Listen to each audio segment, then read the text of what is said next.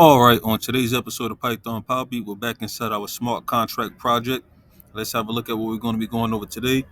Yesterday, we started going over the concept of oracles and chain links. Today, we're going to pick up where we left off and do some light reading. So, this section, we will focus on oracles and chain link, which are two different ways to get data from the outside world into our smart contract. An oracle is a third-party service that provides data to smart contracts from the outside world. Now, Chainlink is a decentralized Oracle network that provides data to small contracts from the outside world. Chainlink is the most popular Oracle network, and it is used by many small contracts to get data from the outside world. First thing we're going to do is modify our contract to take any amount that is greater than or equal to zero point 0.1 ETH. And we will do this by changing the assert statement to check if the message.value is greater than or equal to zero point 0.1 ETH. That will look like this. So you can see we have our external payable, we have our fund function, then we have our doc strings. This function allows users to send funds to this contract. We will request the minimum amount of money to be sent to the contract, which will be in USD. Then we have our assert message.value. It's going to be greater than or equal to the as value of 1 Ether. You must send exactly 1 ETH or more to fund this contract. And this means that we can send any amount of ETH to the contract as long as it is greater than or equal to zero point 0.1 ETH. Next, we will set the amount of funds we receive to dollar amounts.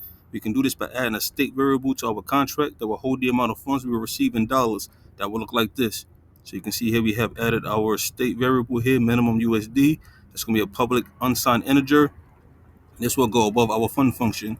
The next thing we will do is create a constructor function that will set the minimum USD variable to the amount of dollars we want to require for the fund function. Now that will look like this.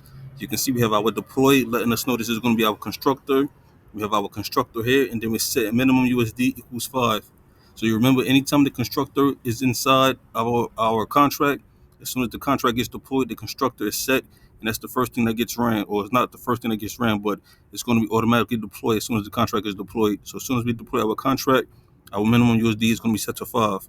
And when we add all these together, it will look like this. You can see we have our state variable, minimum USD, our public unsigned integer. Here's our constructor, defined under interdonit function. You can see we have a self here letting us know that we are going to be actually accessing this minimum USD here. That's why we have the self dot minimum USD equals 5. Then we have our external letting everyone know that it's going to be readable from the outside.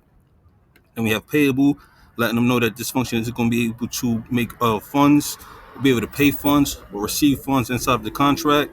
We have our doc strings again, they haven't changed. And then we have our assert again, that doesn't change. Message.value is going to be greater than or equal to the as wave value of 1 Ether. But we are not done yet. Now that we have updated our contract to accept USD amounts, we have to update our assert statement to reflect the new USD variable. Now, that's what we're going to leave it at right now. I'm not going to go any further. Just wanted to let you know that we did update everything. So we do have our state variable, minimum USD, and we do have that set to $5 now as opposed to the zero point 0.1. And you can see that's inside of our constructor. So as soon as our contract gets deployed, our minimum USD is going to be set to 5. Then we have our external, our payable, and then we have our fund function with our doc strings.